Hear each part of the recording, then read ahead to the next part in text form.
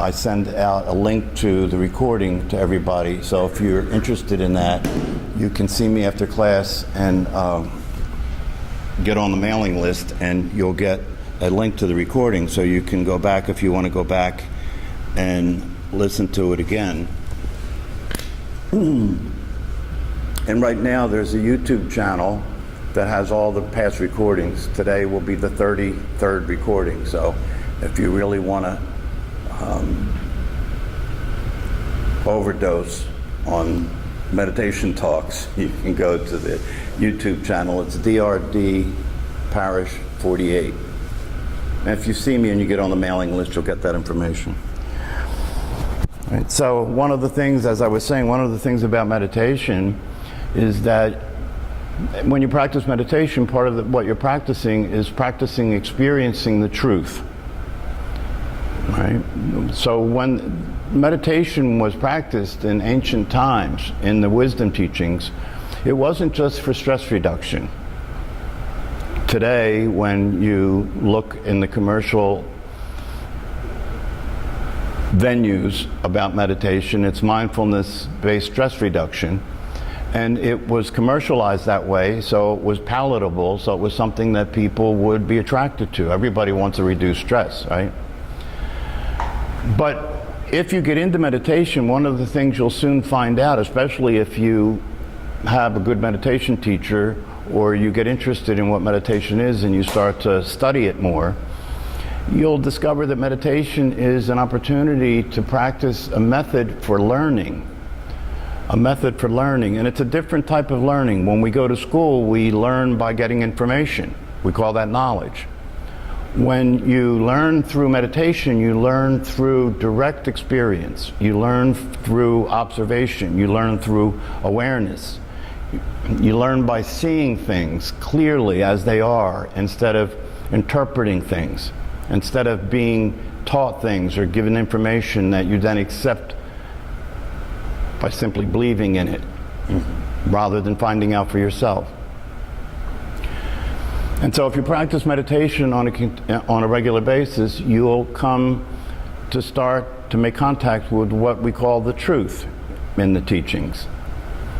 The truth. And one of the things about the truth is that the only reality that exists is now.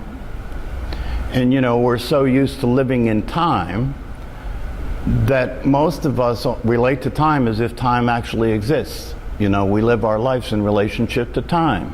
We're always noticing time, you know, tomorrow, yesterday. But when you practice meditation, it becomes possible to notice that reality is now. The truth is now. That's all there is. And one of the things about that is useful as far as learning is concerned is if you see that that's the case, what you see is that the only life that you will ever experience is the one that's happening now. You're not living in the past, you're not living in the future, you're only ever living now. And that's an important thing to realize, because if you're only ever living now, it means that you don't have the luxury of rejecting now. You don't have the luxury of resisting now. You don't have the luxury of questioning now. And this is very important, because what you come to realize if you come to see that now is reality, now is all there is, now is the truth, then it becomes possible for you to begin to see that the way you're related to now and the way you're related to what's happening now determines the experience that you're having of your life. The way you're relating to now determines the experience that you're having of your life. And for most of us, we don't know that. We're not aware that that's the case, right? We're in our heads. We're telling ourselves stories about everything, right? We're projecting responsibility for everything to the outside world. But if you start to pay attention through practicing meditation, you begin to notice that your relationship to what's happening now is very important. That's where the action is. And if you start to pay attention to your relationship to what's happening now, one of the things you'll notice if you're a typical human being is that you often reject now. What do I mean by that?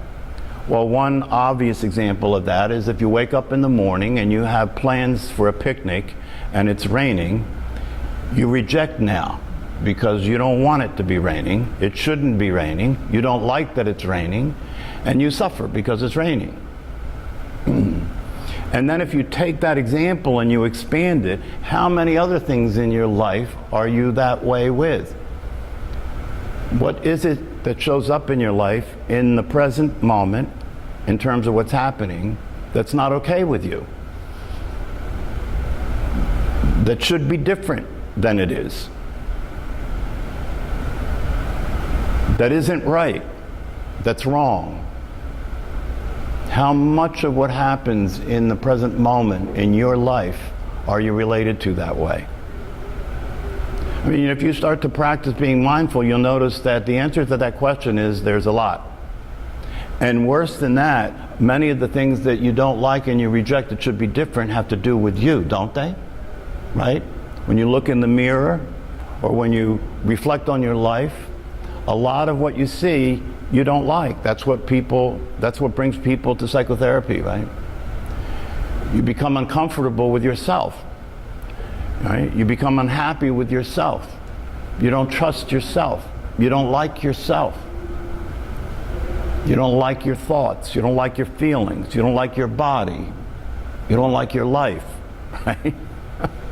No wonder we're crazy, right? Because one of the things that you get to see through practicing meditation is that if you're not okay with the way it is, and that includes everything, your body, your past, your family, your thoughts, your feelings, if you're not okay with the way it is, you get to suffer. It's really that simple, right? Because one of the things about the way it is that it is the way it is. It's already like that. You know, if you have a thought you don't like or you have a feeling you don't like, it's already happened. All that's left for you to do is to either accept it as it is and be okay with that, be able to be with that as it is, or reject it. And if you reject it, you suffer. And this is not something that we're conscious of. This is happening all the time. These are the states of mind that live our lives, right? The way we feel lives your life. The way you feel lives your life. The thoughts that occur in your mind live your life. And you consider those thoughts to be your feelings, or your thoughts and your feelings, and so it's worse, right? Not only do the thoughts and feelings live your life and determine the quality of your life, but you consider those thoughts and feelings to be your thoughts and feelings, so if your life sucks, you suck, right? So we don't stop and pay much attention to this, but we really do condemn ourselves to a prison. You sentence yourself to life. You sentence yourself to hardship. You sentence yourself to a life of being in the prison of your mind and your feelings and your conditioning and your thoughts. And we don't notice this. So meditation is often referred to as waking up. Waking up and seeing what's actually happening so you can stop suffering. That's why it's called liberation when you wake up. You know, the definition of the word prison, if you look it up in the dictionary, the definition in the dictionary for the word prison is a state of confinement. A state of confinement. And based on that definition, you're in prison. Based on that definition, most of humanity is in prison. And the worst part is it's not a physical prison. Well, for many of us, we experience our body as a physical prison, so in that sense, maybe it is. But beyond that, it's not just a physical prison, it's a psychological prison. That you live confined within the thoughts that occur in your mind, confined within the feelings that you experience. What do I mean by confined within? I mean that those thoughts are determining the way your life is going. Those feelings are determining the way your life is going. That's confinement. And Worse than that, that limited experience, that confined experience that each of us is having in terms of the limited thoughts that occur in your mind, the negative thoughts that occur in your mind, the feelings states that occur, all of those things result in behavior, right? Those things, so what you think and how you feel ends up being behavior, and if how you think and what you feel is distorted and confused and reactive and negative, guess what's going to happen with your behavior? It's going to be distorted, confused, reactive, and negative. And then when you're being distorted, confused, reactive, and negative with other people, and they react to you, then you blame each other. You're the one that's being reactive, not me. No wonder there's war, right? So I worked in prisons for 32 years. So I know a lot about confinement. I know a lot about people who are in prison. And one of the things that really struck me over those years, and for most of those years I was a psychologist, and then at the end of my career I was actually a prison warden. So I was in charge of the prison, right? That's an experience. But one of the things I learned about human beings over those 32 years is that the people that I met in prison, and I met some of them, what you would consider to be some of the most scary people on the planet. You know, I met a guy who had killed hundreds of people. You know, he was a hitman. And I met many, many people who were on death row for heinous crimes. And when I sat down with those people and talked to them as a psychologist and listened to them express themselves in terms of what their thoughts were and what their feelings were, I never met a criminal in 32 years. I worked with hundreds and hundreds of people, and I never met a criminal. I met some people who were suffering from states of mind and negative experiences that they had in their past that defined who they were, and because of how negative those experiences were and how that defined who they were dangerous. Every person that I met in prison that committed heinous crimes, when I went back and looked at the record, they suffered incredible trauma as a child. So you begin to look at this and you begin to understand that, wait a minute, this person as a baby, as a child was as innocent as every baby and child was. And then terrible things happen. And when I say terrible things, I'm talking about really terrible traumatic things. You know, molestation, torture. And a lot of the serial killers that I worked with were literally tortured as children. And so they became sociopaths because when you, as a child, when you suffer that kind of trauma, the mind and the brain shuts it down to protect the organism. You know, it shuts it down because it would overwhelm you if it didn't shut it down. But even though it shuts it down, it still sets up a way of being that continues to play out. And when it shuts down the emotional experience, because that's what would be overwhelming. And so what you're left with is a person that doesn't have any feelings. We call it a sociopath. And if a person doesn't have any feelings, and if they have a tremendous amount of unresolved rage, right? Just put that combination together. A person has no feelings and they have a tremendous amount of unresolved rage, right? And now they're out here in the world trying to make their life work. When you look at these things, it's just like, you know, it's like a computer. You put the program in the computer and the program plays, right? But then what do we do with these people? We judge them, right? We condemn them, we judge them, condemn them, we label them as criminals, we isolate them, and then we torture them some more, right? And what I mean by torture is we put them in isolated environments with people who are trained to guard them, many of whom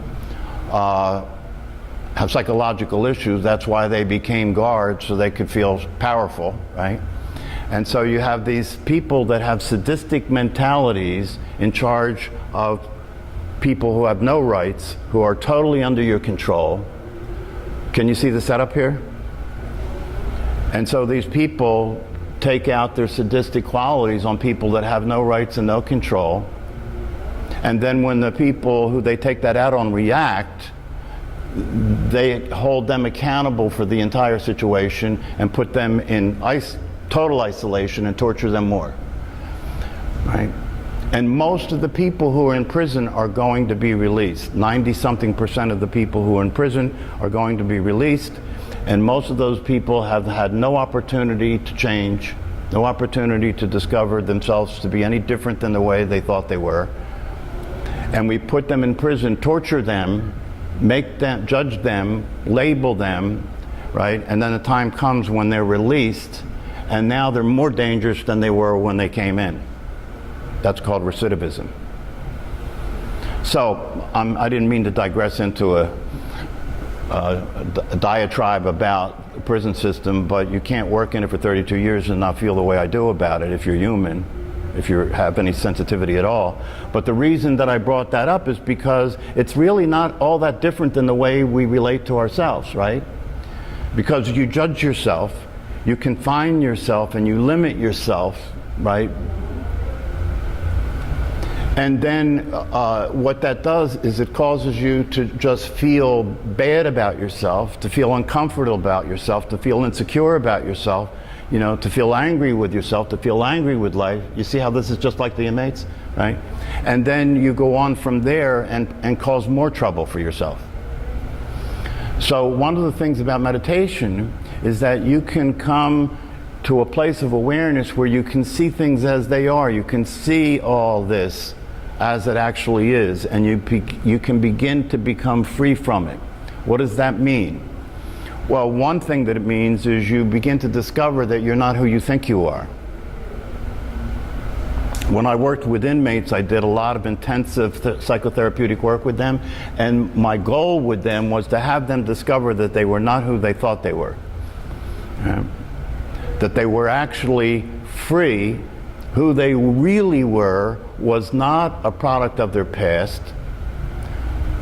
Their personality might have been, but who they really were was as free and innocent as who all of us are as awareness itself, right? Because the awareness that you are, that's why when we did the meditation practice, I was asking you to pay attention to awareness, because the awareness that you are is not conditioned by the past. No matter what happened to you in the past, no matter what trauma occurred for you in the past, it did not affect the awareness that you are. The awareness that you are is like the sky. Whatever happens in the sky has no effect on the sky. And so if that's the case, it means for you to discover yourself as awareness itself means that you can be free from anything that's happened in your past that has caused you not to be able to function in a way that gives you a quality of life and has you be able to be in the world effectively. If you get what I'm saying, right?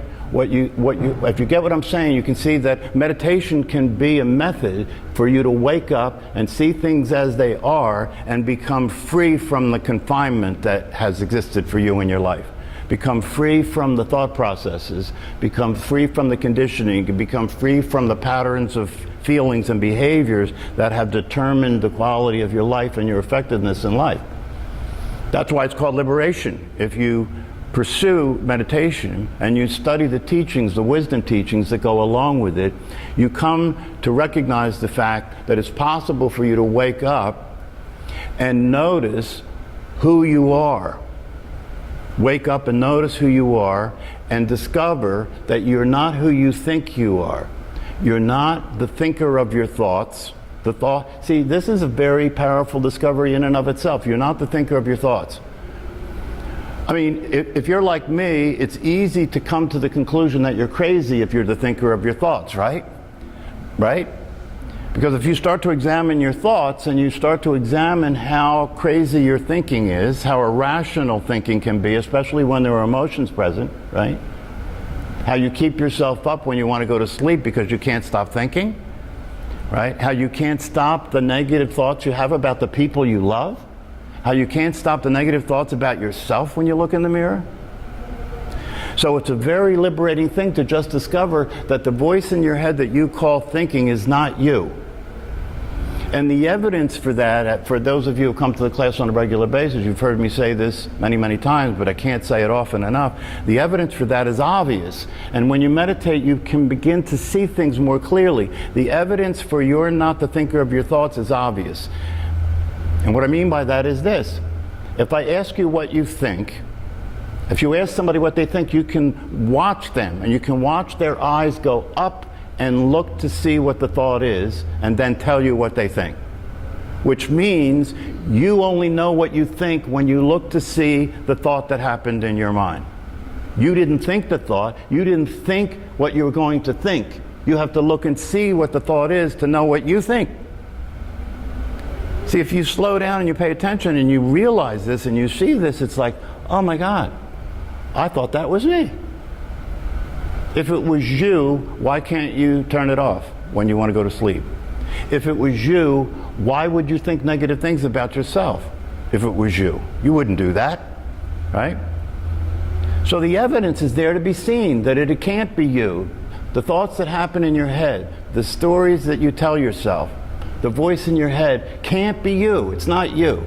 Now, if you come to that realization, and you start paying attention to the thought process, not like it's me thinking, but like thoughts are happening to me, then you can select the thoughts that are useful, that make sense, that fit what you can see, and use those thoughts, act on those thoughts, and you can discard the thoughts that are irrational and negative and useless. That's going to make you a much more effective human being. Just to do that is going to make you a much more effective human being. Same thing with feelings, right? You don't have any choice about what you feel any more than you have any choice about what you think.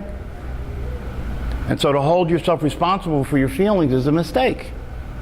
They happen to you. You don't say, oh, I think I'm going to feel angry now, and then you feel angry. Or I think I'm going to feel sad now, and then you feel sad. No, it's already happened when you become aware of it, right? You have no choice about what you think or what you feel.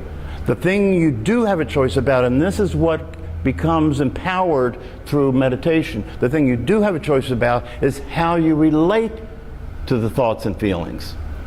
That gives you power. They're not my thoughts, the thoughts just happen. They're not my feelings, the feelings just happen. And what am I? I am the awareness of those thoughts and feelings. And as that awareness, I am free to choose how I relate to those thoughts and feelings, which ones I consider to be useful. But that can only happen if you're awake, you see. That can only happen if you're mindful. And the only way you're going to be awake and mindful is by practicing to get your attention away out of your head and pay attention to what's going on, to be present. So, I hope that this has been useful for you to hear these things and to understand what's possible through meditation. And I hope that you appreciate the fact that meditation is a practice, and if you don't practice it, you don't get the results. If you don't practice it, you don't get to see what I've just been talking about for yourself, and you don't get to have the life that makes possible for you. And so I invite you and encourage you to come to class on a regular basis, because if you just come to this class 3 times a week, that's a meditation practice. We'll practice every time you come. And you'll learn more and more about what you're practicing for and what to pay attention to when you practice meditation. And if you do that over time, I promise you, you will have a different life. And you won't have to come to me and pay me. I've seen enough of that. I don't want your money. You know, it's not an easy thing to do, to sit and listen to people be crazy. Especially when you know, as an effective psychotherapist, that your job is to inform them that they're crazy. You know, people come to tell me about other people that are crazy, right? And the thing that I have to do is very gently introduce them to the idea that it's not other people. But if they do accept that idea and don't judge themselves and understand that they're innocent, that they're just a victim of conditioning like the rest of us, right? Then they can start to act from a powerful place, because you don't have control over the rest of the world, but if you take responsibility for yourself, you have control over who you're being in the world, and that can make a huge difference. So I invite you to come to class on a regular basis and be part of this community. Most of the people here, for those of you who are new, are frequent flyers. They come to class on a regular basis. We come to know each other. And when we sit and meditate together, we're sharing something very important, because we all come out of our heads together, right? And when we're in our heads, we're all separate. We're all on a different trip, right? But when we come out of our heads together, we're all the same, because awareness is no different from one person to the next. And when we do that together, we empower ourselves to experience the truth of what we are as awareness. Okay? Any questions? I noticed that as I was thinking, I had a lot of thoughts that were coming up, and I was curious what your thoughts are on like using the mantra to help quiet thoughts.